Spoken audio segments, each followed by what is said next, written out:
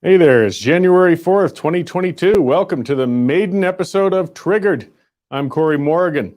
This show is going to be coming to you every day, live at 11:30 Mountain Standard Time. We've done this before, but we're rebooting. We got new gear, new graphics, a new producer, and a new format. Gonna have some new guests, gonna have some older guests, and you've still got my pretty face to look at you throughout these shows. That hasn't changed very much. A little grayer on ready for the next new year. Comments are always welcome. You know, as we get this show going, I want to interact with people. We want to go back and forth. We want to chat. That's why we're doing it live. Of course, we do want to keep things civil. We want to keep them productive, but let me know who you want to see on here, what you want to talk about, what we can do better. This is how we'll develop this show and keep it fresh and moving along for you. So today I got two great guests coming on. I got Franco Terezano. He is the federal director of the Canadian Taxpayers Federation. I've had him on as a guest a number of times in the past. The reason being, he's always got a lot of good stuff to talk about, and he's going to be talking to us about the new taxes we have to look forward to in 2022. Now, it's only going to be a 10 to 15 minute segment, so he might not be able to list all the new taxes that are going to hit us during that period, but he's going to do his very best. After that, I'm going to be speaking to Terry Wong.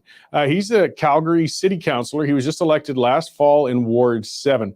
For people not familiar with Ward 7, that was held by Councillor Drew Farrell for, I believe, almost 20 years. It was probably the most left-wing councillor in recent history, and she held that spot through vote splitting for a long, long time. She finally stepped aside. Terry won it, though with a small percentage. There were a lot of candidates running for that. And Terry is a good, solid, conservative sort of guy, though. And it'll be interesting to chat with him, though, as a conservative-leaning person on a very progressive-leaning council, how he plans to achieve change in the next 4 years as councillor. So before I get on, we're going to do a newsroom check-in, but I got to talk about our sponsor, one of our prime ones, and that's Bitcoin Well. These guys, they've been a fantastic sponsor for us for some time, and the reason is because people are going there and they're finding out that this service is great. If you're curious about cyber currencies and how to get into it, how to try it out, because I mean, it is a confusing, complex thing, but I mean, we're seeing it's a growing industry. It's huge, and you know, government currencies are not stable. They're not what they used to be. Well, Bitcoin Well is really for the people to check it out. I mean, they've got ATMs where you can pull cash on your Bitcoin account. They got bill payments you can do through Bitcoin. They'll set you up. They even hold seminars on there to show you how it works. Go to bitcoinwell.com. Check them out. It's the best place to get started in cyber currencies, which is definitely the new thing coming along. So next, we are going to check in with our newsroom. We're going to do this every day. The Western Standard, I mean, this is part of this show. We're integrated with a newsroom. We do breaking stories, live stories, and of course, we got columnists and we're covering things all over. So I've got Melanie Risden from the newsroom checking in with me today. How you doing, Melanie? Good. How about you? Oh, very good. A fun new show to kick off. I got a whole new audience to reach out to. If I'm not triggered, I will trigger them. You will. You're good at that. Yes. So, yeah, you want to do a little bit of a touch on what's happening in the news right now. One of the stories that has been getting a lot of clicks is, and it's been trending now for 4 days, it's the story about Justin Trudeau calling unvaccinated people racist and misogynistic extremists. We covered that story a few days ago, and it looks like we also have a letter that was written, sort of a letter to the editor that was written in response to Trudeau, sort of shaming him for what he's calling racist and misogynistic. But yeah, that seems to have I would say ticked off quite a few of our readers, for sure. One of the other stories that is getting a lot of traction right now is from one of our columnists, Linda Slobodian. She did a column on a CBC reporter that recently quit the CBC, and discusses at length why she decided to leave and the things that this reporter was experiencing at CBC and how the stories were sort of moving away from what was important to Canadians and Yeah, that was a pretty interesting turn of events, I think, and probably didn't bode very well for CBC's audience, for sure. Okay. And yeah, go ahead. Carry on. No, I'm going to be talking at length, and I'm sure our listeners, if we want to talk about triggered, I mean, Trudeau has certainly triggered people. I mean, you can have different opinions. You know, you can differ on these things. You can even get emotional about them. But that gross blanket layering of calling them misogynists and racists and extremists is just beyond the pale. It's no wonder that story has stayed at the top with us for some time. Well, yeah, it's really it really creates divisive nature, right? Within, especially coming from our top leader in the country, it seems an interesting choice of words.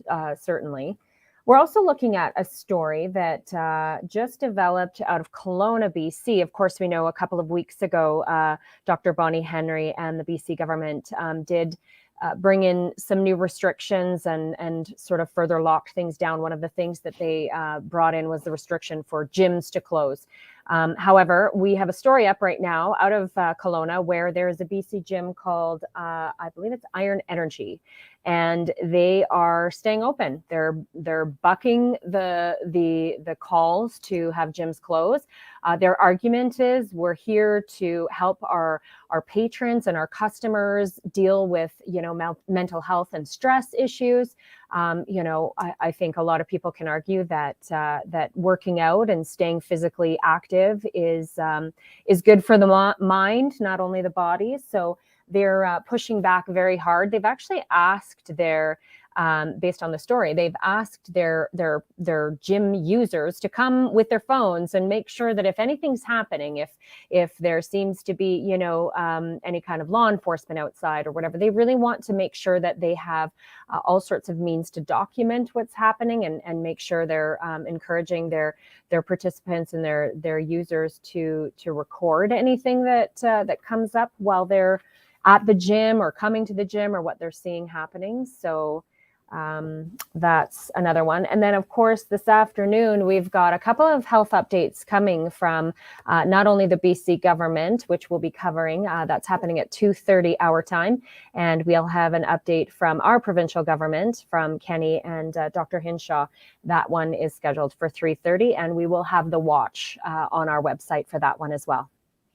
Great. Well, just to remind everybody with those stories that Melanie touched on, and I'm certain others that'll be breaking as they come along, Dave and Eva and the rest are all working in the newsroom. Go to westernstandardonline.com and you can see these things in detail as they break or the ones that have come up. So thanks for joining me, and I'm certain we'll be talking again soon as more things break, Melanie.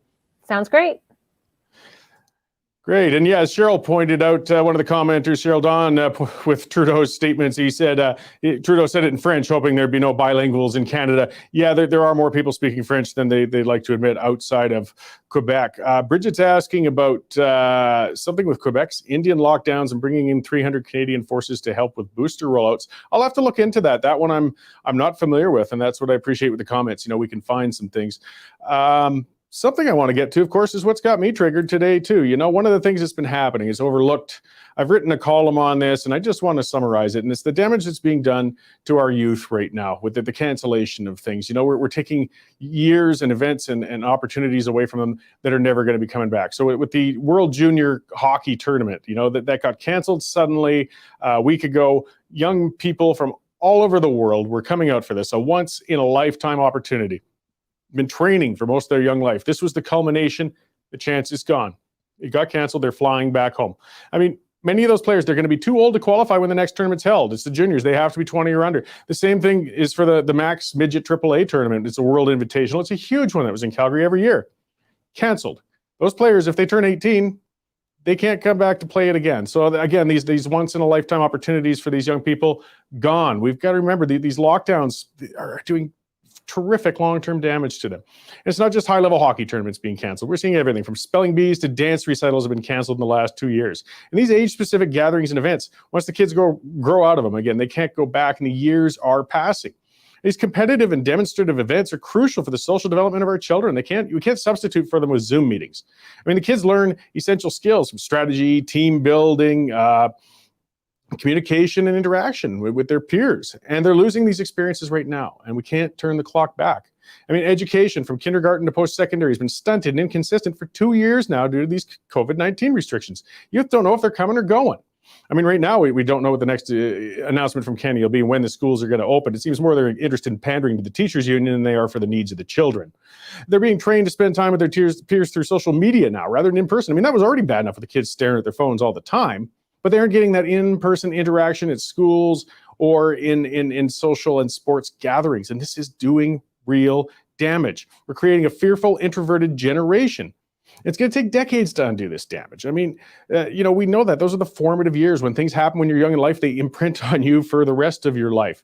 And 2 or 3 years might not sound that substantial to those of us like me who've got a few decades under my belt already. When you think of when you're 12 or 14 years old, that's a huge percentage of your life that's been living in this bizarre up and down COVID world. And they're getting a broken worldview out of it. I mean, they can't even see people smile due to masking. I mean, what's this doing to you? We're being periodically told not to even leave your home. I can't imagine if there's going to be a growth industry coming, it's going to be for counseling and psychologists and psychiatrists for this generation that's growing up in this messed up generation. Forced masking is creating an entire generation of children who consider it natural to comply with government-imposed dress codes. I mean, when you think about it, that's being imprinted on them. Dress as your government tells you. If there's any silver lining to be found in the COVID pandemic, anything, kids seem to be nearly unaffected by it. We've got those numbers. It's been 2 years. I know we got fear-mongering politicians and broadcasters who will scour the world and find that incredibly rare case of a child somewhere that had been harmed by COVID-19. But the numbers show clearly kids don't tend to get hurt from this. They don't have much to fear. I mean, the government of Alberta touted the death of a 14-year-old boy last summer as evidence that COVID-19 kills the young, and they had to backtrack it because the kid's family got up and said, no, he died of brain cancer. He happened to have COVID. And you guys took advantage of that to try and spread more fear. Plus, they doubled down on the trauma for that family who was dealing with the loss of a young man. It doesn't hurt kids, and we're lucky for that. So we should be comforting the kids with those facts rather than terrorizing them with forced masking and segregation over an infection that's statistically less likely to kill them than their commute to school is. I mean, they got a better chance of getting hit up by a car than dying of COVID. We got to put those facts out there. Or a bolt of lightning in summertime if they're playing outdoors. They should avoid the storm. And I mean, again, that speaks to it. The preventative measures are a good idea. Avoid infection realistically, do things. But the risk of actual harm is so low, we've got to start working our policy based on that because we're hurting these kids. Cost-benefit analysis has been lacking with our COVID-19 restrictions right from the start. The economic costs are staggering, as well as the social costs with things such as the opioid epidemic and the addiction. These waves of infection are coming and going. It's becoming more and more difficult to determine whether lockdowns have any significant effect on the spread of COVID-19 or not anyway. Government leaders have got to start asking themselves whether the ends are justifying the means with these pandemic restrictions. When it comes to restricting the lives and development of our children, there shouldn't even be any more discussion. The risk that COVID-19 presents to them is almost non-existent, while the damage from social restrictions is high, very high. We need to end all of these school closures. They damage our kids and they don't reduce the spread of COVID-19 anyway. The same applies to other social events, whether it's theater productions or soccer games. The young minds, they're only going to get the chance to develop once, and we're needlessly disrupting that development. We need to return to sanity on all levels for people of all ages. The path to that has to begin with our youth who are taking the brunt of the damage from these restrictions and have the least risk. We can't buy the time back later. We've been doing a lot of foolish things as a society in this last few years due to mass panic over COVID-19. Disrupting the development of our youth during their most vulnerable period of life has been the dumbest and most destructive action to date. We can't start working soon enough to start undoing that damage however we can. That's what's got me triggered today. As we see that discussion all over the place of where are we going to keep schools open? Are they coming back? Can the kids go? Can they play in sports? This is a tragedy. I mean, COVID, I'm not one of those who denies that there's a pandemic or that it's harming people. I mean, that's well established as well. But these kids, they're not the ones getting harmed by the pandemic. They're getting harmed by all the government response to it. And it's carrying on. And I'm getting really worried. I mean, this is going to take a long time to sort out. And as Nikki's pointing out, more have to rise up. We got to push back. I mean, I'm going to have a little discussion later about what rational pushing back is and isn't. I know people are very frustrated. It feels like whatever we try, we're failing anyways. And yeah, I know. And that does lead to people escalating their actions, but it doesn't necessarily mean that those actions are going to be productive in pushing back against excessive government restrictions. I think most government restrictions on pretty much anything are excessive. Those who aren't familiar with me, yeah, I'm pretty libertarian. The less government I have in my life on every aspect, as far as I'm concerned, is better government. But right now, it's horrific. I mean, government is our world revolves around the restrictions, the regulations, telling us where we can go, who we can meet, where we can eat, whether you can open a business, whether you can do commerce. This is brutal. And as somebody else was pointing out, cases. I mean, we've got a media and a government just addicted to fear porn. They just want to keep scaring us. They just want to keep making this pandemic out to be something to keep us locked up and cloistered at home. And it's causing terrific damage. So I'm going to have my guest popping on here pretty soon, Franco Terezano. Before I get to that, though, I do want to speak to another one of our sponsors. You know, we aren't tax funded like the CBC and some of those other garbage organizations out there. We rely on you guys, viewers, sponsors, and subscribers at the westernstandardonline.com. If you haven't subscribed already, please do. This is what allows us to keep continuing with this sort of content and this sort of interaction. And one of our sponsors is Alcadex. Now, I was talking a little bit earlier about cyber currencies. This is a different one. And Alcadex, the Bitcoin well was where you'd kind of start and get your education and dip into it.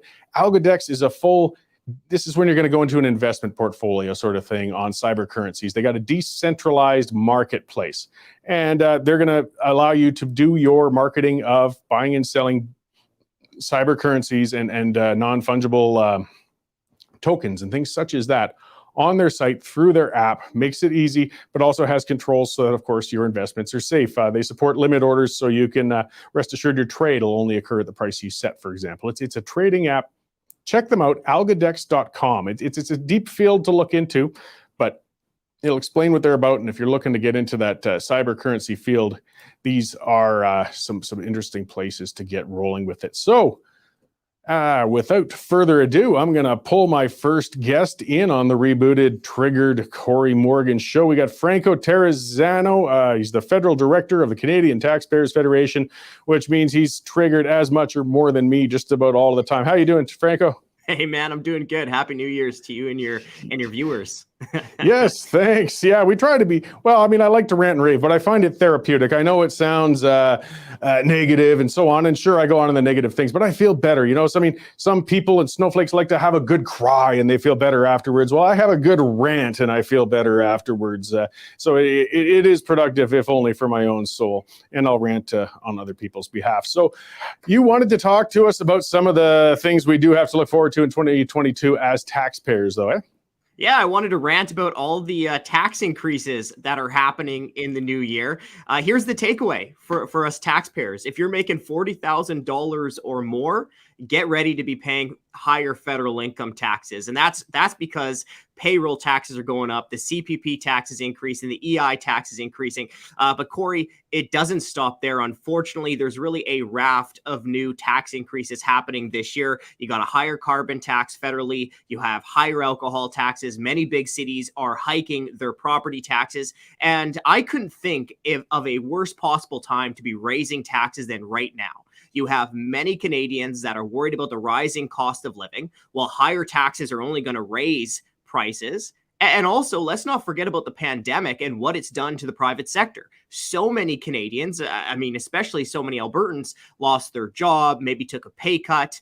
Many people may have even lost their business. So we should be seeing the opposite of what's happening right now. We should be seeing taxes going down. But here we have our politician raising our taxes. Yeah, it's getting ever bigger and bigger. One that's a big looming one out there for us is the carbon tax that's coming in April. What you guys have done some work on how that's going to impact us. We know it's not going to impact the environment, but how's it going to impact our wallets? Yeah, I mean, look, let me just pick off of what you just said there, right? This carbon tax has always been a tax plan. It's not an environmental plan. Let's just look west to your neighbors out there in British Columbia. They've had the highest carbon tax in Canada for a while now, but emissions continue to go up. So the carbon tax, it leaves taxpayers with lighter wallets, but it doesn't solve the emissions that continue to go up as it was shown in British Columbia. Of course, Canada only makes up 1.5% of global emissions. So even if the Trudeau government brought all of our industries to a screeching halt it still wouldn't do anything for the global environment. Now, April 1, jokes on taxpayers because the carbon tax is rising to $50 per ton. Once that happens, it's going to increase the cost of gasoline by about 11 cents per liter. So if you're fueling up your family's Dodge Caravan, well, that carbon tax alone is going to cost you about $8.40. But unfortunately, Cory, I have been put into the position now as the federal director as being the bearer of bad news, because those carbon tax hikes don't stop there. We're going to see the introduction of a second carbon tax this year through fuel regulations. By 2030, that'll end up costing another 11 cents per liter. And of course, the Trudeau government wants to continue raising its carbon tax all the way up to 2030, when that carbon tax, the original carbon tax, will end up costing nearly 40 cents per liter of gasoline. Yeah, and I'm certain they had said at one point that it was going to stop at 50, but it was government blowing sunshine up our keisters, which is hardly a new thing, no matter which party's in power, unfortunately. As Diana Scott, a commenter, said, a tax on a tax, is that legal? I think we have a number of situations where we have taxes on taxes. There's not much we can do, unfortunately, to stop gas taxes. We see taxes on taxes because of the federal government sales tax. And this also happens in some provinces that have a sales tax. So what the tax on tax essentially is that you have all these per liter fuel taxes, whether those are the gas tax, those excise taxes, or you have the federal carbon tax. And then what the federal government does is that it adds up all of those per liter fuel taxes and then slaps its sales tax on top of those per liter fuel taxes. So you're essentially paying a tax on tax. It's completely unfair. But Cory, let me just pick up on something that you said. Yeah, remember then Environment Minister Catherine McKenna, that was before the 2019 election. She said the federal government had no intention of raising its carbon tax beyond 11 cents per liter. Of course, we found that out to not be true. But also, the Conservative Party leader, Aaron O'Toole, has been a complete flip-flopper on this issue. When he was running for Conservative Party leadership, he promised us he would fight carbon taxes. He promised us he wouldn't put a carbon tax in of his own. But then he did a complete 180 just before the last election and decided one day that he would, in fact, hammer Canadians with a Conservative Party carbon tax.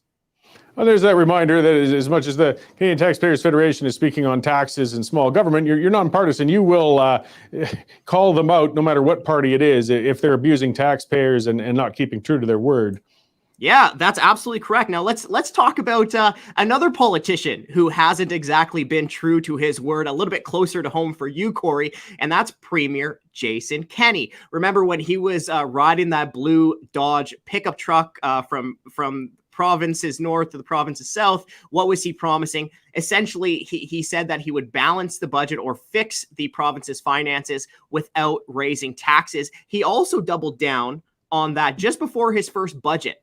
But in his first budget, he did in fact increase taxes through a sneaky form of income tax hike known as bracket creep. Now, bracket creep happens when governments stop moving their tax brackets with inflation, and then inflation can automatically bump taxpayers into paying a higher tax bracket, even though what they can actually afford to buy hasn't increased. Now, bracket creep, again, is going to cost Alberta taxpayers more money in 2022. It'll cost you anywhere between about $40 all the way up to $141 this year alone. But the problem with bracket creep is that it adds up over time. So if you go back to 2020, the total cost of bracket creep for each Alberta taxpayers is about $105 all the way up to $300. It's such a sneaky form of income tax hike. Yeah, I believe actually the Klein government relied on bracket creep. It was a big thing in the 90s, as well as the Chrétien government. You're perhaps a little young for those, but it is a sneaky way to get in. People don't realize, the tax numbers at a glance look the same, but the amount coming out of your pocket is going up.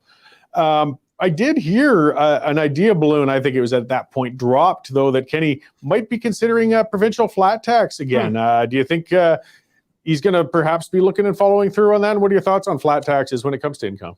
Yeah, I mean, look, we certainly support lower income taxes, Cory. I mean, we would welcome a flat tax that sees income taxes going down. I mean, you would think Kenney would also just start with by removing his own income tax hike of bracket creep. You mentioned the 90s. You mentioned the Chrétien government in Ottawa back then. Well, guess who was maybe the best spokesperson bashing bracket creep during those days? Jason Kenney. Oh, okay. well, yes. Dr. Milky has done some great stuff, but Kenny, as a Yes. Reform Party member of Parliament, I think back in '97, wrote a scathing column in the Calgary Herald, bashing bracket creep. He called it, paraphrasing, but a regressive and hidden tax grab. So where is that, Jason Kenney, when it comes to income taxes? So long story short, Cory, of course we would support income tax reductions. And we've been pushing Kenney to remove his sneaky bracket creep income tax hike for years now. Yeah, so you're here and you were talking all things tax. Here's a bit of a confusing one or a complicated one. A commenter, Tony Hoffer, pointed out, he says, speaking along imported oil being carbon tax exempt. I think that one's a little trickier. I mean, once it's consumed here, it'll definitely, whatever that final product is, still going to be hit with those taxes when it gets to the consumer and the retailer. But I think there were some downstream exemptions and things like that when it came to producers from outside of the country. Like our oil sands are certainly getting a good deal of emission caps and carbon taxes and things applied. But if it's coming up a tanker up at St. Lawrence, I think they skip some of those taxes. Yeah, Cory, I don't have all of the technical details on that for you. But one thing that we have heard politicians discuss federally are the potential for these carbon tax tariffs, right? Charging carbon taxes on products that come from places that don't have the same type of carbon tax that Canada does. The problem is who ends up paying for that tax at the end of the day? Canadian consumers, right? So in a sense, you're definitely shooting yourself in the foot there. And I mean, look, I think maybe the key economic issue facing Canadian families is inflation, the rising cost of living. And the last thing that we should be seeing from our politicians is making life less affordable through these higher taxes. When are we going to hear politicians talk about actually reducing the tax burden and leaving a little bit more of our own money in our pockets? Well, we'll get on to that question I always lead to when we get to this. We know all the taxes we don't want to see anymore. But people, the question they hit you with all the time, of course, is where are we going to cut the spending? Because the government has to spend less. I mean, if we're going to take in less, we have to spend less. Where are you proposing we start to take away some of the government spending? Well, look, I know that's a big question. Yeah, I mean, it'd be easier for me to say where not to reduce spending. But all kidding aside, let me just provide a little bit of context, which I think will shine a light on this overspending problem that we've seen by the federal government. Now, we've heard of this massive amounts of pandemic spending come from the federal government, but there's a first thing that you have to remember is that even in 2020, the majority of the federal government spending was not related to COVID-19. But then also before the pandemic, the federal government was already spending all-time highs, even adjusted for inflation and population, which means that before the pandemic, Trudeau was spending more than the federal government did during any single year during World War II. So when you think of that context, I mean, certainly we should be able to find savings every single area of the budget. Yeah, no, and a valid point that this isn't something new. You're absolutely right. This was going on well before the pandemic hit. The pandemic just massively exacerbated it. So, I mean, I hope that, when the time comes, we've got to start backing off on the pandemic measures eventually. I mean, it's just a physical impossibility to keep going the way we have. Maybe they'll shave some of the areas on us at that point. Well, let me give it. So Cory, I mean, essentially we need to see our governments, and really it's all levels of government, many different governments across Canada, take a two-pronged or approach to finding savings. Number one, as I mentioned, we should be seeing savings across the board. But number two, I mean, here's some specifics. First, you got to start with labor costs, right? Let's talk about our politicians. Every member of parliament has received not one, but 2 pay raises during the pandemic. So while your family have been struggling, your supposed representative in Ottawa has gobbled up 2 pay raises during COVID-19. They're scheduled for another wage increase in April of 2022. But then let's also talk about the bureaucracy. And really, that's where you're going to need to find a large amount of savings for each government. Federally, we have seen 312,000 federal government employees receive at least 1 pay raise during the pandemic. The federal government has no records of its employees ever receiving a pay cut. So this whole pandemic, we have really seen a tale of two downturns. massive pain for so many workers, so many businesses in the private sector, while our bureaucrats and our politicians have largely been shielded from these economic realities. Yeah, well, and another area to take a shot at is Angela Williams pointed out, and I'm going to be going on a bit about some of their stunts recently too, is the CBC. We don't need a state broadcaster any longer. Or, okay, if you don't like the state broadcaster term, I like using it just to poke at them because it drives their reporters wild when I do it. But the national broadcaster, I mean, that's a big chunk of savings right on its own, and allows more into the private media markets. Lots of areas where we could start cherry picking. I guess we have to start that exercise of examining what can we do without, and how are we going to get out of it?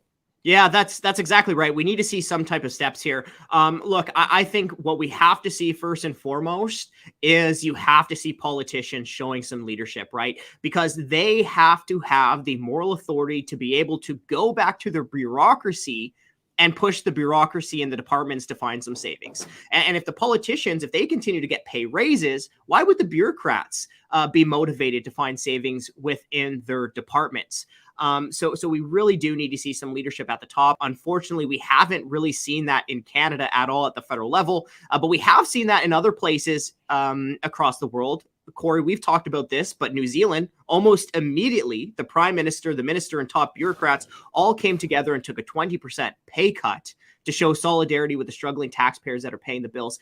Cory, one more thing I want to point on this. Not only do we need to see politicians showing leadership to find some savings by taking pay cuts, but also I think we would actually get some better policies and some decisions coming from Ottawa if they weren't so detached from the financial realities facing Canadians, right? Like I said, one of the issues that we're facing is inflation. But how can these politicians in Ottawa really understand the hardships of inflation when they continue to pocket pay raise after pay raise after pay raise?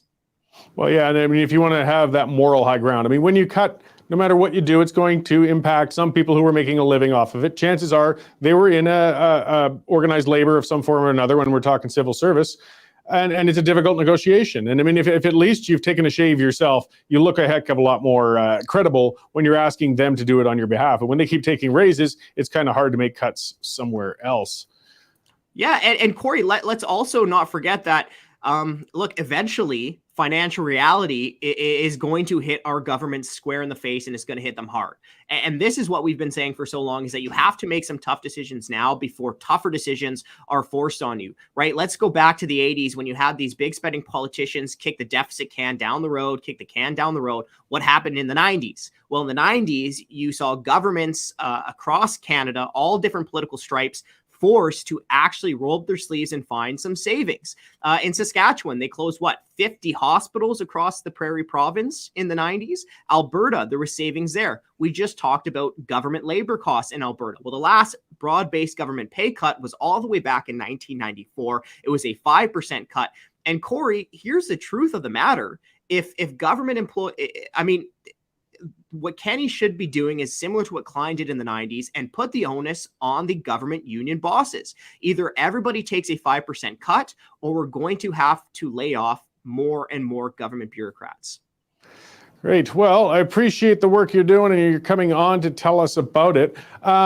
Where can we find more information on what you're up to, and how can people help you out in scouring the bowels of government spending to figure out where you can clean some things out of there? Well, first of all, please go check out taxpayer.com. We got some petitions for you to sign there. Check out our newsroom. That's where you can see all the articles, all the news releases that we're continuing to pump out. Always, if there's something that's really boiling your blood, pick up the phone, write up an email to your member of parliament and tell them to change. One thing that's really frustrating me is all these MP pay raises. So it would be a huge help if you could email your member of parliament and tell them to get off their butts and stop taking these pay raises. That's it. I mean, the squeaky wheel, there's some truth to it. You know, as frustrating as it feels and as futile as it feels, if we make enough noise, they do sometimes pay attention. But if we don't make noise, we know they won't for sure. So thanks for bringing that to our attention. Thanks for coming on yet again, Franco. I'm certain we'll have you back in the future, and have a happy new year. Hey, you too, man. Thanks for having me on. All right. Thanks, Franco. So yeah, always a great chat with Franco and the Taxpayers Federation. I just, somebody's got to track these things. Part of people why I ask why I have, Chris Sims and some of the others as well from the Taxpayers all the time. Well, it's refreshing to have somebody on who's not asking for more money somewhere or more government. I mean, I do have people on, they might have a good cause, they're doing something, but they're always asking for a little more. I'm just going to back up too and catch with the people who are just joining us right now too. So this is the new show, Triggered. I'm going to be on every day through the week from 11:30 till 1 o'clock. We're going to have guests. We're going to have chat. We're going to have interaction. I see Shane Wenzel commenting, saying he likes the name Triggered. Good, because that old Cory Morgan show is just kind of dry, but we just couldn't seem to come up with something. And I don't drink, but I think we were sitting around at drinks when that one popped up, and that sort of worked. Triggered usually is a thing for the left, but yeah, when my hair is all puffed up and I'm going off on a rant and a tangent and going on about some sort of public issue, well, I'm about as triggered as any of them, aren't I? So I might as well turn that into a productive thing, and we have made a show of it. So thank you for to those who have joined us so far, and keep watching. We got a lot more coming. This is going to keep going. I am just getting on my schedule here. We should speak actually to our other sponsor, which is the Canada Shooting Sports Association. This is a good conservative sort of sponsor, if you could ever think of one, of course, a shooting sports association. Their website is cssa-cila.org. So that one's a little hard to remember. I mean, if you just Google Canada Shooting Sports Association, you'll find their website, and they got a whole bunch of resources there. They're working for, of course, the safe, responsible use of firearms. People always demonize them as being irresponsible things to have or use. No, that's up to the person whether they're going to utilize them that way. The Canadian Shooting Sports Association promotes the responsible, safe use of these firearms, which are fantastic for sports, for young people, whether you hunt, whether you like shooting targets, or even if you collect. And they're standing up for your right to be able to keep doing that. And they're helping with legal challenges out there on behalf of firearm owners, because we know that the Liberal government is trying its hardest to take away your ability and right to enjoy responsibly firearms. And we've got to push back, just as Franco was saying with the firearms, with the Taxpayers Association. If we don't speak up, they will take it away. So check them out. They accept members, take out a membership with them. They will stand up for your firearm rights, because again, nobody else is going to do it unless you do it for yourself. What else have we going? Well, we're going to have our next guest, Terry, in a little while here, but we've got some time to talk, and there's always stuff to talk about. So an interesting story that we saw coming up actually was cannabis poisonings. That's on the westernstandardonline.com site as well. Cannabis has been legalized and so on. And what has happened is we've had a great number of people showing up at hospital with cannabis poisoning. Now, some of the headlines seem a little hysteric on that one, because, they're saying with children, it's outdone opioids. And that's true when it comes to sheer volume. But the reality is that people go in, they're freaked out, they're feeling bad, and they come out and they're perfectly fine, thankfully. Cannabis, you're not going to die of an overdose. It's not like the fentanyl and some of those horrible things that people have been taking lately. But there is a great deal more of it out there. And for those unfamiliar with it, I mean, I tried smoking weed a bit when I was younger. It's not some moral thing that stopped me from carrying on with it. It freaks me out and I feel all sick. And, as you can see, I'm already freaked out enough. I don't need more of it. But for those who want to responsibly enjoy it, go for it. I got no problems with the legalization. But people have to be responsible with it. And the edibles, that's the scary area. And that's where a lot of these I don't know if you call it an overdose, but just definitely took too much, or somebody who shouldn't have taken it, whether it's a pet. A lot of pets go in as well. Don't let your kids get near those gummies. Keep those out of reach. I mean, it's just like anything else. If it was a doctor's prescription painkiller or a large thing, you're not going to let your toddler anywhere near it. You're going to have that locked in a bottle in the deep cabinets of your medicine cabinet or wherever you're at. And if you're an adult taking edibles for the first time, something to pass along, they come on slowly. So this is what lands a lot of people in the hospital all the time too, because they freak right out, because they take a couple, this is pretty weak, it's not doing much to me, I'll take a couple more. There's nothing to this stuff, slight buzz, I'll eat a few more. And then all of a sudden it hits them like a freight train. Then they freak out, then they fill their pants, then they call the ambulance, they go to the hospital, take up a bed, and lead to headlines like this. And then they go home the next day feeling foolish and hopefully have learned a lesson from it. But it's a semi-humorous and semi-serious story in this world of legalized cannabis. Keep these things in mind as we're going along, new things in the household. I mean, it gets back to firearms and things like that. As a libertarian, You're responsible for yourself. You have now got the legal ability to have these things. It also means you've got to use them wisely. Don't feed it to your pet. Don't let your pet get near it. You know, you could kill your pet letting it eat a bunch of chocolate bars. You probably put those out of sight. Why would you leave a bag of weed on the table? Or a bunch of gummy bears or whatever else. Same thing with the little kids. So either way, you know, those headlines just keep me rolling. Let's talk about fads. You know, I mean, here's something that seems to be coming along, in my view, with COVID-19 is fads. And a fad we're in right now, I mean, we had an earlier fad with the start of it where everybody was running out and screaming, buying toilet paper. The pandemic was coming along. We thought it might be the end times. It could be the second coming of the plague.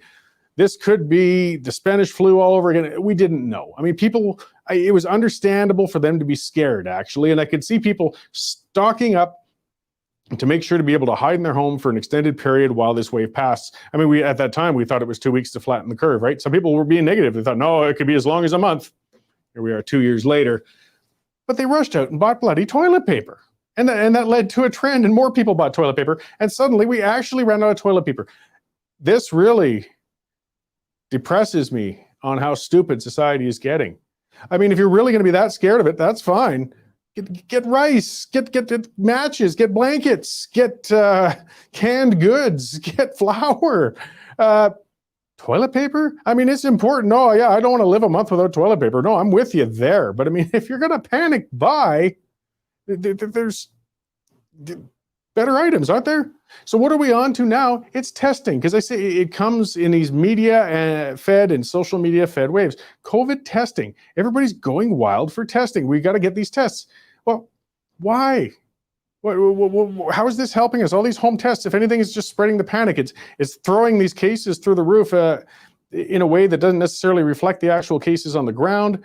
It's funny anecdotally, and I mean, some people like to point out, I like driving Uber now and then. I'll point that, you know, I'll get that while I'm talking. I go on a Friday night, I went on a New Year's Eve, I don't drink anymore and things. Hey, I make a few extra bucks, and I like getting out and talking to people. And that's a really good opportunity when you're in a car together for a while. And the amount of people, it's a conversation subject of choice these days to talk about your friends who tested positive and whether they actually told anybody about it or did anything about it. It's just that they got the home test and they tried it. Holy cow, I tested positive. Oh, wow. And they, for the most part, didn't do anything about it. And thankfully, again, that's because these symptoms of this latest outbreak, this Omicron, for most people have been very mild. So they've been okay. And they've come out of it all right. So, I mean, and that's a good thing. But why the testing? I mean, people are all screaming, and that's the opposition thing. There's not enough tests available for everybody. Well, what do you need them for? I mean, we really should only be testing people if they're starting to feel really, really sick. This goes back to the common sense rules we used to have in the past.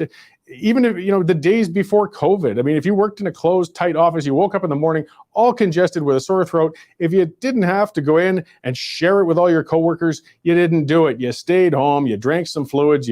Again, getting back to that thing that gets lost on so many people, personal responsibility. Look out for your neighbor. Don't spread it unnecessarily and let it pass. And of course, in the case of COVID, if you're starting to have breathing problems and all that terrible potential things that happen to some very small amount of people, by all means, get medical attention. I mean, it could be very, very serious for some people. I never want to understate how dangerous some of this can be, but we're also overreacting to those who are not at risk, and it's not doing anybody any favors. And it's just this mad rush on testing. It's ridiculous. And I see it again as a fad. It's a trend. It's just like the toilet paper thing, and it's pointless. And it's just not helping whatsoever with this entire thing. Okay, so I'm going to move on to my next guest pretty soon, and that's Terry Wong. And as I'd said, for those who didn't catch the earliest part of the program, now Terry Wong ran in Ward 7, and I want to frame it without having to make Terry go through it all. Ward 7's a Calgary ward. It was held by an incumbent, Drew Farrell, for those who know her, for a very long time. To be polite, Drew was a very, very progressive politician. She was the subject of many of my past columns and rants for some of her very left-leaning ways. And it's a semi-urban constituency just north of downtown Kensington, sort of trendy. Finally, Drew stepped aside, and it was a very hotly contested race. And Terry Wong came through. Everybody kind of, it's funny, I'd heard some discussions, where they're saying, oh, well, it's going to be definitely another progressive or left-wing person in there. And no, instead, actually, for the most part of the council, we've got a lot of progressive people. But Terry's actually been a good, solid conservative for quite some time. I've known him through past political campaigns and things when I lived in North Calgary. He's got a good, responsible head in his shoulders. I'm sure he'll do some things in council that I'm going to get on his case for as the years go by, because I don't accept anybody from that. But for now, I'm looking forward to his term with optimism. So without more introduction, I'll bring Terry in here. There you go. How am I coming in, Terry? Doing well, Cory. How are you doing? Good. Great to see you. Thank you very much for coming on today, and Happy New Year to you. Happy New Year's. So, as you might have heard me in a bit of the intro, you are the new councillor for Ward 7. You're kind of in a unique council in a sense. I mean, we've got a huge turnover. There's only a few incumbents still there. And we have, I guess, if you're going to talk about political philosophy, there's a much more progressive dominance in that council than there used to be. Yourself tend not to be on the farther progressive side. So how have you found that first couple of months working with the new council and mayor? Well, a good side of the equation is that you're right. We've got four incumbents and 9 new people, and 2 in between that have got city experience. What it's been for the last 8 weeks or so has been very collaborative, albeit you're right. We do have people who are very progressive and those that are conservative minded. Yeah. So that first couple of months, I would imagine takes some adjustment. I mean, something that sort of surprised me. I think most council members are you're going to ease into your role. You're going to get the feel of the city administration, your office, your abilities, touch base with your constituents. But the mayor really seems to have hit ground running. I mean, I understand she was an incumbent councillor to begin with, but boy, she's just skating into the corners with her elbows up. She's kind of gotten into it with the police, and the arena deal is going on now. And it's been a very aggressive initial beginning, I guess, as a new mayor. How has it been working? I mean, are you starting to get into, or did you feel a routine coming, I guess, for when the council gets moving forward? Because it seemed a little chaotic for that first part of your term. Yeah, so first off, for myself, I was very comfortable to return back to City Hall after spending 30 years as manager. Dealing with members of council has been relatively good. As you know, sitting in the horseshoe there, I sit next to the mayor, and quite often we'll lean against each other and to have a chit chat. She's been very responsible in terms of respectful dealing with council members, but she also has a very definite frame of mind as to what she thinks a great Calgary can be. As you referred to earlier, the event center, the climate change emergency, and a few other things are established sort of foundations of what she's all about, and hopefully, from her perspective, hopefully to get other council members on board. Great. So what are your priorities? I mean, you're at the start of a 4-year term. You entered, the run for political office clearly with some goals in mind. What would you like to accomplish and see done in your 4 years in office this first term? So let me start by saying our campaign was 3 fundamental things: safe communities, an affordable city, and lastly, a vibrant Calgary. With regards to safe communities, as you know, and we've seen all around, we've got a lot of social disturbances happening throughout the downtown core, riding on the LRT stations in our communities. And we've got a number of different criminal sort of activities that we want to arrest. So that is one of my very first focuses, is to get Calgary feeling safe again, to go to their backyards, to their schools, to work. We want to make sure that the businesses also feel safe so that they can operate accordingly. Without that, we've got that chip over our shoulder as to, again, are we ever going to be successful? That second part of the equation, to make it an affordable city, we want to make sure that whether it be our fees or taxes or the cost of services, it is kept within our ways that we can manage our costs without increasing taxes or budgets accordingly. And that's what we tried to do with the 2022 budget adjustments, and we'll do again for 2023 to 2026 4-year plan. And lastly, the vibrant Calgary. It's all about making sure we've got a strong economy, great jobs. We've got people who want to look at invest back in Calgary, but it's also about the arts and culture and making sure that communities feel like they're a great place to raise a family. Yeah, well, and we've seen a bit of, I guess you could say, conflict. I mean, something that everybody agrees on is we got a really big problem downtown. I mean, a massive vacancy rate and a number of factors contributing to that. I mean, some of it's somewhat beyond control. It was a very big slump in resource prices with a very resource-dependent downtown. But other aspects, when we're trying to draw a new enterprise in, as you said, public safety. I mean, our offices are downtown, and in this last couple of years, just seeing it ties in with the addiction epidemic. I mean, we've got a lot of troubled homeless people in bad circumstances, and we're not sure what to do with them. I see Jody Gondek's chief of staff has gotten into trouble for speaking a little frankly on it. But I mean, we don't need to be all fighting about this. We need to find some bloody solutions somewhere. I mean, I find myself torn. There was a news clip that you probably saw recently with some safety officers ejecting some homeless people from a LRT station in cold weather, and everybody felt terrible because you step outside in your driveway, and you know how cold that is. You don't want to be tossed out, and you don't want to think of somebody else there. But at the same time, they are LRT stations, and commuters and people feel very uncomfortable, and they're having some crimes committed. They're not appropriate for people to be as a warming space or living space. So what do we do with those displaced persons? And that's where the discussion is right now, I guess, is it? Well, exactly that. I mean, it's how to say, very disconcerting to see somebody get thrown out on minus 30 degrees. So it's just the same. We had 297 apartments frozen out as a result. People were on the streets where we had to quickly get into hotels and that. So it's never good to see that situation. But the flip side of the equation, as a city, we have a responsibility to do it right, and that's the thing that I've been trying to do, especially during the Christmas time.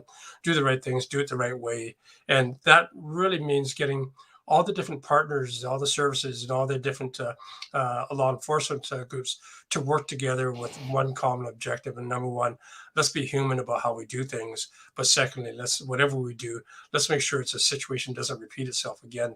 And that's going to be one of my focuses going into 2022, is how do we bring the different agencies, the different services, and the different law enforcement groups together with a common outcome and a common sort of focus on how to get there without making it repeatedly hard for everybody. Yeah, well, and there's been some conflict already, and I got a feeling we're going to unfortunately see more of it. I believe there was a column out there about that today between the police service and the mayor. I guess some of it's in philosophical almost. I mean, I understand we don't want to see the police going out with truncheons and going after homeless people, and we worry again about the racial aspects, but at the same time, we do need police, especially when we have this many troubled people. You need that for people to feel safe. You do need it to de-escalate dangerous situations. We know that sometimes it'd be better to have a trained counselor than a police officer, but sometimes you need that darn police officer. And we're hearing that morale is terribly low on the force right now, which I think could lead to more dangerous situations if you have an officer who's not feeling very good about themselves or their job. So I mean, going forward, that atmosphere you're going to have in council, because I mean, this is just speculative on my part, but I got a feeling you're going to have another kind of defund push coming into there sometime in the next year or so. And how will you be able to productively respond to that? Well, I think what we're going to try to do is head it off at the pass, meaning that yesterday I had a good meeting with Ward 8 Councillor Cory Morgan, similarly with Ward 9 Councillor Jean-Carl Lacroix. And the fundamental is we want, as I say, to be in a humanistic sort of way that however we treat our people, that we do it in a way that's not repeatable. In other words, that instead of pushing them out of a tent into a street, we find a place to take care of them, and so they don't go back on the street. When you talk about defunding the police, I think a lot of people who are, I say again, whether it be mental health issues or drug addiction issues or whatever case may be, they want police support just the same as you and I. They want to make sure that that people are not preying on them, and God knows in our encampment areas and even our drop-in centers, there are predators out there who want to prey on the vulnerable people and try to get them addicted on drugs and get them, be human trafficking, whatever case may be. So they need police there just as much as you and I. The question is, how do we get, again, our agencies and services and our law enforcement to do it the right way? That's a very valid point. I appreciate that. I hadn't even really thought of that aspect of it, but it's very true. I mean, you're as vulnerable as it gets living on the street, and you don't want to be robbed or beaten or sexually assaulted any more than anybody else, especially if you're going to try to recover. I mean, that's not going to help you move forward. So getting back, I guess, to spending taxation, we had a recent tax increase yet again. We've come to expect that from City Hall. An area, though, I want to directly from the downtown thing, plus with spending. Calgary Economic Development, that's had its fund for, I believe, 6 or 7 years now. They were given $100 million. I think there's about $60 million left. Their success track record is pretty mixed. If you look at Rocket Space and Mob Squad and some of these things they promoted that just vanished. Is there something that can be done with that? I mean, if we're trying to draw a new enterprise downtown, is Calgary Economic Development the best tool for it? Is it just being used wrong? Or should we get rid of that and or at least let them finish with their funding, I guess, and move on? They're an arm's length enterprise, but and find other ways to try and revitalize this downtown, because it just doesn't seem to be drawing anybody in right now. Yeah, so what you're referring to is the Opportunity Calgary Investment Fund, OSIF as we call it. And when we came on council, this whole new council came on in October, we were assigned to different committees to take a look at how Calgary's both spending its money and achieving our programs. We have a OSIF committee, and we have one of our council members assigned to it. And their focus is to do exactly what you just said. Make sure that the remaining $60 million that are out there is allocated in the right sort of way to have the not only the benefits we want, but also that they are going to be successful. So we are looking at that through the OSIP funding. I sit on the Calgary Convention Board. We are taking a look at the Calgary Convention Board in light of the new BMO Convention Center, and making sure that there is no wastage, but rather we opportunize and take advantage of every single asset we've got out there, making it done right. I think what you're going to find with this council is nothing is status quo anymore. We are definitely taking a look at what's out there, and do they fit together, and if they fit together, are they operating correctly? And if not, then we will turn it over and fix it. I know I've got a commitment from Mayor Gondak and my council members to ensure we do it the right way. Okay, I'm going to bounce over again a little bit here, just to jurisdictional issues. This is something where I've had some concern. There's been a lot of discussion. Bill 21 in Quebec. It's an odious bill. It's a discriminatory bill. The only thing that keeps them from having that completely thrown out in court is the fact that the notwithstanding clause protects them from charter challenges. I guess there's other legal challenges that potentially can be done. But and I know it's been deferred without necessarily spending on, so it's gone to a committee or a group to look at it at this point. Initially, Mayor Gondek had proposed spending $100,000 for a legal challenge on that. I think most people understand, a city mayor and council condemning actions outside of their jurisdiction and making motions to take a stance, but to get directly involved in legal challenges and completely out of our jurisdiction like that, is that appropriate? And how are we going to stop more of these going forward? Because you guys got a heck of a lot of stuff to do without fighting over what's going on in Quebec. Well, I think most Calgarians agree, as just said, Bill 21 in Quebec is not the right sort of society that we want in Alberta here, and as a result, people are fighting against it. However, the question gets back to how much can we actually control versus influence versus keep our hands off of. And I think from our perspective, we can only influence the ideas. We can't control what's going on out there. So the notion of putting a statement out there, outcry, that's fine. The notion of dedicating city resources and city dollars to it, that's where we're hearing back from a lot of constituents that no, $100,000 may be a drop in a bucket, but that's a bucket that could be used somewhere else. And so the idea of spending $100,000 of city money is likely something that will not be found favorable when it comes back to council. Good. No, and I appreciate that attitude. I tell you, if you want to get one of the things that gets me triggered, as per the name of the show, it's when we hear any elected official try to dismiss an amount of money of just saying, oh, it's just a little bit. I know that, there's no sense bringing him up too often, but our past mayor used to love saying, oh, it's just a cup of coffee a day for every Calgarian. Well, yeah, I know, but this still adds up to millions of dollars at times, and even $100,000 to those of us out there in the working world, that's a lot of money. And we could see some very practical things from that, even if it feels like a drop in a bucket in something as large as a city the size of Calgary. I'd hope that more of our elected officials would always watch and realize that there's no amount that's too small to be watching on our behalf. Mm-hmm. Yep. So getting to that, there was something during Mayor Gondek's year-end interview, one of them, she had spoken of potentially tying property taxes to a progressive model so people would pay based on income. I think she was just floating an idea balloon. I don't know if that's come across to you guys or anything like that yet. But it just sounded like a complicated potential scheme, and as well as one that's moving into an ideology sort of area of wealth redistribution rather than tax raising. Have you heard about that, and what are your thoughts on that? Yeah, as a matter of fact, I have heard, and something that came up during my campaign. In one of the maritime provinces there, they struggle with the same property tax issues that everybody else does, and that is why are we taxing people on the wealth of their assets as opposed to whether it be the services they utilize or their capacity to pay. And in the maritime province, and I believe it's New Brunswick, what they've done is to cap the property tax at one particular level and start shifting their focus on a provincial income tax approach, meaning that if the provincial income tax, let's say, was 10%, the municipality would make a requisition to tack 1% on the provincial income tax, and that 1% would come back directly to the municipality.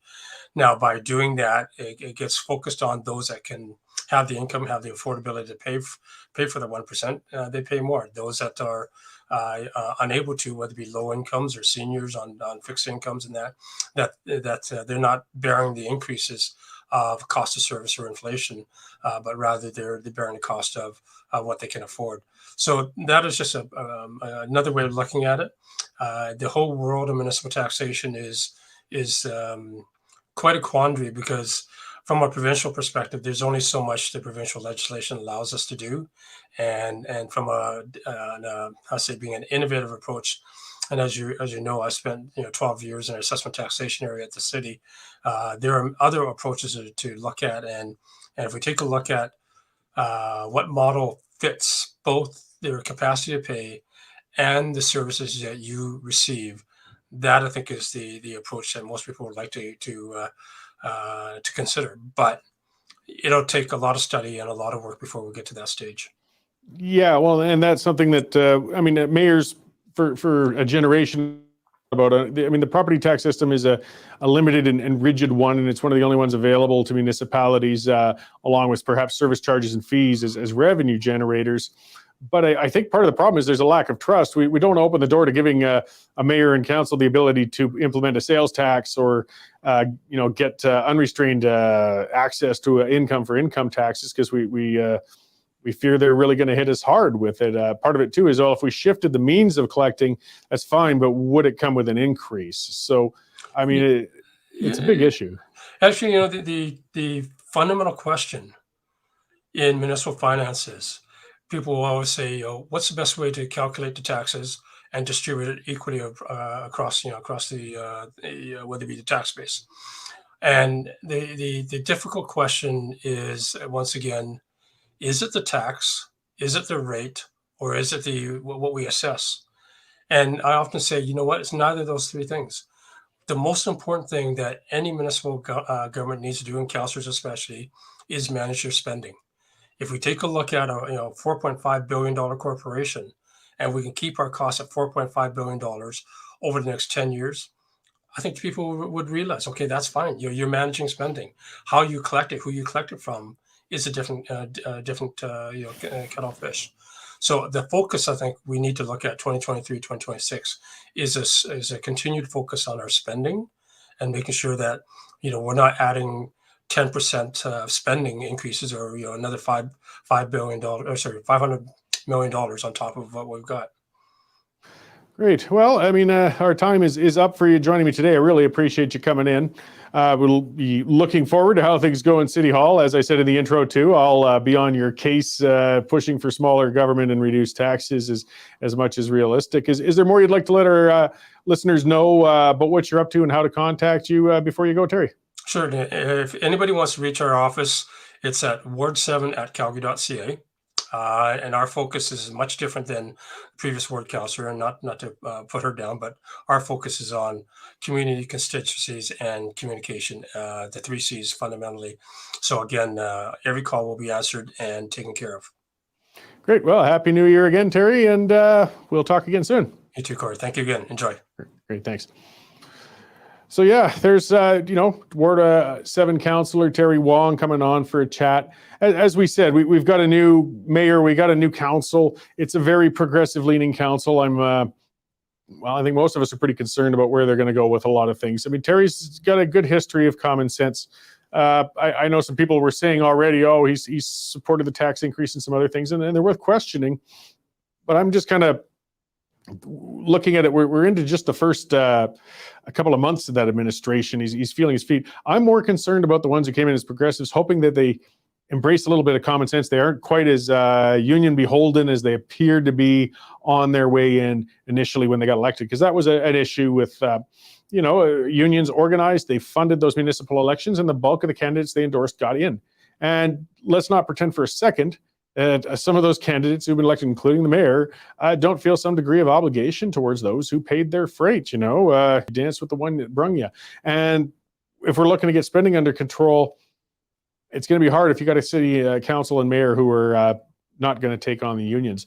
Police is a bigger issue. And I saw some discussion between the Albertan and Shane about that. Shane pointing out that the training of police forces in Canada is more than what it is in the States. And there's always going to be some bad eggs. Part of what happens, and actually, and a valid point from the Albertans, that there's a lot of different jurisdictions, and the police training can be up and down. You don't necessarily want to blanket cover the police there as well. So in both cases, you don't want to cast your net too wide. There's things to be learned from all sorts of jurisdictions. We do have to, every time one police officer goes off, we can't always attribute that to an entire inherent problem within the force. We don't have to condemn the entire force. We don't have to riot in the streets. We don't have to lose trust with all of them. I mean, there are some issues going on. Look at the Lethbridge police force. I don't know what is going on down there, if it's the wind or whatever it might be, but sanity isn't a word that's often attributed to that bunch, and it's hugely in need of reform. But then we get cases in Calgary where I've found most police officers, when I've had to deal with them, if you look back on Cory Morgan Occupy, if you want to see some fun, that's where police officers escorted me out of Calgary's Olympic Plaza during the Occupy thing. It was quite fun. They were very polite and controlled and civil and common sense sort of guys. So we understand and appreciate our police, and we know that they can also be damaging to us if the state is pushing too far. So I do want to mention again, I get back to one of our sponsors, Bitcoin Well. These guys, again, it's a neat site. I'm still digging more into it. I want to play around with it. I mean, I don't have a whole pile of investment money and things. I assure you, alternative media doesn't pay as well as some people might like to think it is. But people always accuse me of being bought off or paid by this group or that. I wish. Either way, though, Bitcoin Well is an affordable way to have a look and check out and try out cyber currencies. Look at what they've got. Try out one of those ATMs. They've got a map of it. They're all over the city. They're all over the West. These ATMs, you can take, if you've got a Bitcoin account, you can take out cash on it. You can set up all sorts of your bills to be paid from your Bitcoin account. It's where you're going to start to move away from the banks, from common currency and things like that, and onto cyber currencies. Check them out, bitcoinwell.com. It's a cool site. They even do some training to go with things like that. Gets you clear of the government-controlled things. As Bryce said, it fixes bloated government. Check them out, as with our other sponsor, which I'll talk about in a bit. So we've got some time together for a little while now to talk about some other things, and I've got some. Let's talk about the arena. Let's talk about that giant behemoth that is now fallen by the wayside. I believe the stories are saying that we've got 20 million or 40 million of sunk costs. I'm just kind of on the rant portion, so I don't have the exact numbers. There is a story on westernstandardonline.com about it. There's a number of them. But again, if you haven't subscribed, get on there, have a look at them. But what a mess. Tens of millions gone. I mean, my issue is they never should have partnered, with private and public in the first place. Either have the and I don't think the taxpayers should anyways, but if they did, build it as a completely taxpayer-owned facility and lease it out then to hockey teams, trade shows, and all those good things. Or preferably just get out of the way, build a good market environment, and let private enterprise build that arena. Now what are we stuck with? Nothing. Money down the tubes. A city council and mayor that have lost the trust with investors. I mean, that's part of the problem, what's going on. It's not just that this deal fell apart, it's the way it fell apart. The mayor and other people felt we can just keep throwing expenses at this thing and these guys will keep eating it. Well, eventually they said, no, we're out. I mean, I don't know if she purposely torpedoed that thing, and I'm meaning Mayor Gondek, or if she really thought she was going to get away with just keep nickel and diming these guys. Either way, it was a partnership that never should have happened, but it was made official today. The deadlines have passed. It's done. It's not coming. It's not coming back. I mean, there may be a push to start a whole new deal, and that's what I get worried about. And that's why we got to talk a little bit about it now. Let's learn from this. I don't think the city should be in on such a deal whatsoever. I mean, it's a big deal. There's got to be some zoning and things like that. But aside from that, get out. This is a private enterprise deal. If they can't function in Calgary, this is some people, go. Go. I don't know if they will. Where are they going to go? Some people said Houston. Seattle's not an option anymore. But either way, we can't be held essentially hostage by them either. I mean, it would suck if the Flames left, but I don't think they would. Just give a good business environment, and these guys will fill the void. That's the way it works. But when you couple them up with a bunch of bureaucrats, this is what we get. Tens of millions wasted, plans wasted, disappointment, instability, and the city looks even worse as a place to do business with. Now, here's something that just crossed my mind the other day. COVID testing apps. You know, wasn't this, speaking of apps, wasn't this the big thing, you know, when I was going on about trends and fads and things that are going on? Well, a year and some ago, everything was about these apps. They were going to be on our phones, and whatever happened to contact tracers? They were hiring them like crazy. We had hundreds, we had thousands of contact tracers. People were phoning people. Hey, you've encountered somebody who had COVID, and hey, you know, you've tested positive. And they cut deals with our phone services where those things were opting into our phones without our permission. We had to take them out manually or block them. And then they vanished. Where the hell did they go? And I'm kind of curious about some of these things. What about the money that went into them? There was a story, I believe it was on Blacklock's Reporter, did cover with those apps that the government had spent millions of dollars, of course, developing them, because they never develop anything inexpensively. And in November, the federal contact tracing app was used something like 800 times, like actually utilized by somebody. Say, holy cow, I've got it. Let's let other people know and everything. What a total catastrophic waste. But you see, we're doing the same things with this pandemic over and over and over again, and they aren't working. I mean, this one quietly went to the wayside. At least they realized it's not working, and they seem to have stopped with it. Why don't we start admitting that some of these responses to this pandemic were ill-conceived? They didn't work. They weren't worth it. Because a lot of them, they won't back down. We're locking down gyms again. Why? When did we ever find out that locking down gyms reduces the spread of COVID-19? We don't have any numbers for that. What we do know is it'll bankrupt gym owners.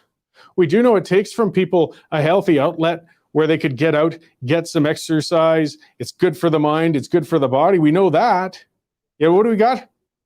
They're locking down the gyms in Ontario. They're locking them down in BC. As Melanie was talking about, there's a gym in Kelowna. I don't know why I mixed those up. Either way, Kelowna's got a gym, and the owner said, no, we're staying open. Do your worst. And they're allowing members to come in to work out, utilize the gym services. And we're watching it to see what happens. I imagine the heavy hand of the law will come down because this gym is putting people at risk by letting them exercise.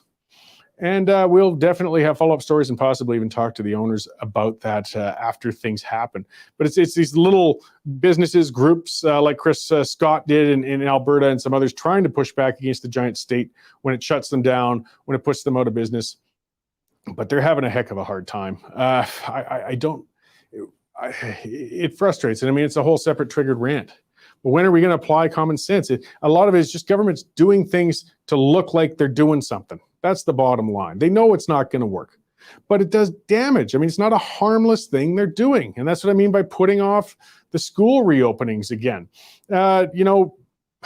Shutting down the junior hockey tournament. And let's not forget that put a bunch of people out of work. That took a lot of revenue out of people in the entertainment sector, in bars, in the people who worked in concessions in those places. It's not going anywhere. Are we ever going to return to some form of common sense response? Now, Quebec, I mean, those guys have gone right off their handle. And, you know, this is something fun and typical. Quebec banned dog walking past 10 o'clock at night. This is great. So you can't take your dog out after 10 o'clock at night. Now, if you got a good enough dog with bodily control, you can make it through the night. Otherwise, it's going to crap or pee on your rug or you're going to get fined. That's what it hit at. I've proposed that people send any dog poop or pee put it in a Ziploc bag and mail it to the Quebec legislature. Let them know this was of your doing. You can have it. You can deal with it. You can dispose of it. Just a way of protesting and showing how you feel. And boy, those legislators who come up with such ridiculous legislation against things deserve to have a bag of poop show up on their office doorstep. Speaking of protests, though, and doorsteps, now in Alberta, we've had something hitting the news a lot, and that's protests at the homes of public figures. So, yeah, Jason Copping's house, Art Pawlowski showed up with his usual gang of people and started protesting outside of there, making noise. And he got arrested. Now, there's a lot to that story. Pawlowski was already under a couple of court orders. He got arrested for a few things, not just people say, well, he just showed up on the sidewalk. Well, there was a little more than that. And I have a problem with this. When you show up at somebody's home, their personal home, that's an intimidation tactic. I know people are furious with the government, and I know the governments are impacting our home lives, and these politicians are impacting our ability to live. I do understand that. But a really big line is being crossed when you show up at their homes. The left does it. Somebody else was pointing out, we were furious when the Greenpeace showed up at Ralph Klein's house. Guilbeault was actually one of the ones behind that crap. And we shouldn't have people showing up, even no matter how furious, not at their house. They got offices, they got a legislature. I know it feels like a waste of time, but what you need is more people. But I threw it out to Twitter on a poll because I had a lot of people arguing with me on that one. I threw it out there and I said, well, let's talk. How many of you feel it's appropriate to show up at a public figure's private residence to protest? And I was kind of surprised. So we had over 7,000 people responded, and 66% of them said, yeah, it's fine. They said, yeah, I put a typo in when I made my poll. You can't edit Twitter once it's gone. So, but I mean, people understood the difference between yeah and no. Maybe just add a little more character to it. And showing up at a house is saying, somebody saying, don't defend why you got arrested. No, if he shows up at my door, well, I live in the country, it might be different. Either way, that when you show up at somebody's door, you're saying, I know where you live. And when we talk about saying, I know where you live, I mean, it's a matter of what you've done with it. When you say something, oh, I know where you live, you see, that's casual. When you say, I know where you live, that's a threat. And when you show up at somebody's doorstep, that's threatening, that's intimidation, and we're better than that. We're frustrated, we're pressured, but we're better than that. And I don't agree with the majority of my Twitter voters on that one. That's fine. I won't agree with every guest. I won't agree with every commenter on here. That's part of the fun and part of being a debating show. We can go back and forth. I am offside with the majority of my Twitter followers on that one. I don't feel you should show up at somebody's home to protest like that. You got to remember, too, Jason Copping has family members in there. He has kids. They got neighbors. This is bothering a heck of a lot more people than just the one individual in office who you are intimidating. And that's what it is intimidating. And it doesn't make things better for us. We can protest, and we should. I want to see more people getting out to these protests. I want to see rational people. I want to see, I mean, I've gone to them repeatedly. I've ranted about that. I've videoed it. I go to these things and they're talking about chemtrails. I go to these things and they're talking about vaccines causing autism and conspiracy theories and crap. Not everybody there, but the ones at the front, at the podium are. And then when your average person who wanted to go back and somebody's saying, well, what have peaceful protests accomplished so far? Well, that's what I'm talking about, Jim. Why haven't they accomplished anything? Because Dave and I went to one, and all that crazy kookery was going on, and that's what it was. And there was a great number of people around the outside, and you could see them wandering away as the lunacy spread out because they wanted no part of that. We got to get large numbers and rational people. It doesn't mean you kick out the irrational, you just have to outnumber them. And we haven't yet. And I've gone to at least 5 or 6 of these things in the last year and a half. And I'm sorry, but they just aren't things that aren't going to call out common Calgarians. And I've worked on political campaigns. I've been a campaign manager for somebody who's a cabinet minister these days. They do listen. If they think they're going to lose their seats, they do listen. But you got to get out in numbers and you got to come out sane. Showing up on a doorstep of a politician is neither. It's not appropriate. That's where I stand on that one. Again, some people don't agree with me. Obviously, the majority of my Twitter followers don't agree with me with that. But that's okay. The world won't end if we don't agree. That's some of the things we got to get over with these things.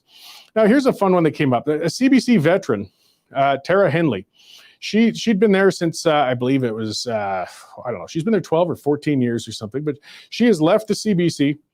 And she's been very public about it. She put out a Substack article on it, which is you can look it up online. And she said due to a lack of journalistic integrity. And she pointed out just how crazy woke the CBC has gotten. And it has gone viral.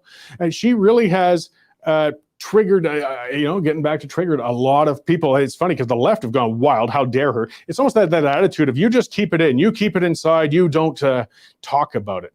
But the reality is the CBC, which has always been a middling organization, they haven't really put much good out there since the Beachcombers, which was pretty good at its time. But they've gone woke right over the edge. And she talks in her piece. So, I mean, Google that one. I don't have the link handy for it, but she's got a Substack piece, and look up her name there. It's Tara Henley, and it's called Lean Out with Tara, and give it a read because it really shreds the CBC for the bizarre tax-funded woke organization that it is. So the lefties have gone wild because she exposed just how ugly it is in there.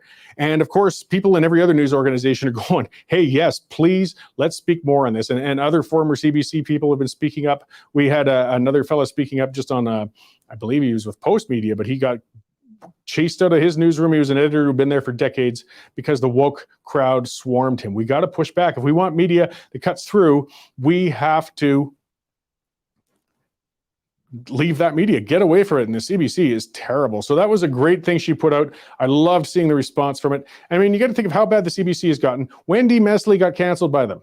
She'd been there for 30 years or something. And she offended some people at a planning meeting, and that's all it took. 30 years as a progressive person, pretty left-leaning. You're done. You're finished. The woke have spoken. It's nuts. We don't have to worry about that over here. I mean, hey, if I tick Derek off enough, I can get myself fired over something, but it won't be over me not being woke enough or agreeing to a different point of view. It'll be me having crossed some sort of unreasonable line, I guess. But she exposes just how ugly it's gotten in there. Speaking of ugly, speaking of divisive, speaking of woke, let's finish with one of our top stories. Yes, Justin Trudeau calling people who oppose to him misogynists, racists, and extremists. I mean, this is just beyond the pale. This is the prime minister. This is a man leading, a man-child really, but he's leading our country. We whether we like it or not, he represents us around the world. He speaks to us. He controls policy. And that's just unreal. I mean, you know, the thing that does get to me is there's real racisms out there. There's real misogynists. There's not a hell of a lot. There's not nearly as much as, of course, you know, some of these publications would make it out to be. But yeah, there's some real nuts out there. There's some real jerks. There's some real extremists. And when you get this imbecile, and that's what our prime minister is, an imbecile, labeling people with those heated, terrible terms because of something completely unrelated to race, because of vaccination status, it harms, it's calling wolf. I mean, it's not taking seriously the real racists and misogynists and extremists out there. It infuriates the people who have chosen not to be vaccinated, which is a choice, and it should remain a choice. I chose to. That's another thing that triggers a lot of my listeners, and I still think it's a good idea to do it. I think it reduces the negative outcomes of a COVID-19 infection, which I really believe is going around.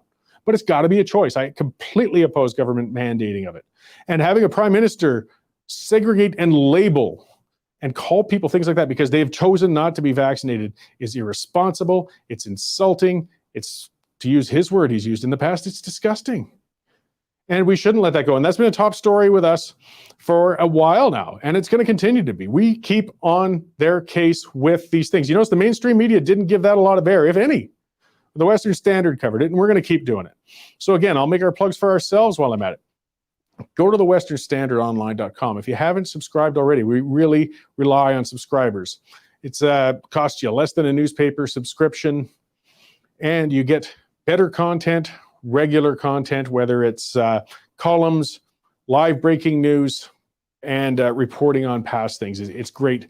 It's well worth your while. It supports us. It keeps us rolling. Plus, if you're following us here on YouTube or any of those other platforms, be sure to share it and follow us on it. Hit like, all of those things. They say that on all those social media shows. There's a reason for it. It keeps things moving. It spreads the word, and then we can keep doing more of this. It's very important. So you can help us. I mean, this is interactive. This is the new media. It's really important. And of course, we're getting back to our sponsors. And here's that Algonaut again. these guys, well, Algonaut's the main company, and Alcadex is this new venture they've got going. So this is getting into cryptocurrencies, and it's big. And they just had a release that they put out yesterday. They've raised $3.13 million US for their the Alcadex seed round and equity offering. Like, this is really taking off. This is grabbing eyes.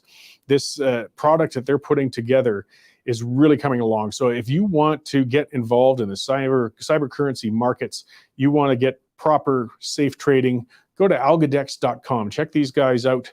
They're coming along. It's a new product. That's one of these things with these cyber currencies. You want to get in when the wave is starting, not once it's already big and taken off. Well, this is getting in on the ground floor on something that's real, that's solid, and it is coming along. So go to alcadex.com. These guys are sponsoring us. They got a fantastic and interesting product out there. So I'm getting near the wrap up of this first show. I really, really appreciate you guys coming in to tune in today. Tomorrow, back on 11:30, I've got a couple of great guests again. We got Melissa Embarkey. She's from the Macdonald-Laurier Institute. For those, if you've seen her on social media, she's been very outspoken. She's great to talk to. I've had her on before. She works in the energy sector, but she's an Indigenous person and speaks out very much on Indigenous issues as well, and just a great common sense approach. I really love watching what she's got to say online, and I'm really looking forward to talking to her. After that, I'm going to talk to David Clement. He's of the Consumer Choice Center. He's out in Toronto, but they really talk too. Things like reducing government restrictions on commerce, giving consumer choice, get rid of monopolies, things like the supply management, dairy quotas, things like that. So it's some good libertarian economic talk, but it's well worth it. And David Clement, when our cost of living is going through the roof on everything, and it is, he's putting out the ways to get government to get out of our hair so that we can afford to live with or without the government. So the other commenters there, and well, it's been some interesting discussion there. Please come back tomorrow. Like I said, we're going to be there at 8:30. We can talk some more. Email me at cmorgan@westernstandardonline.com if you got ideas or comments you want to send direct to me. And I'm looking forward to seeing you tomorrow. Thanks for tuning in.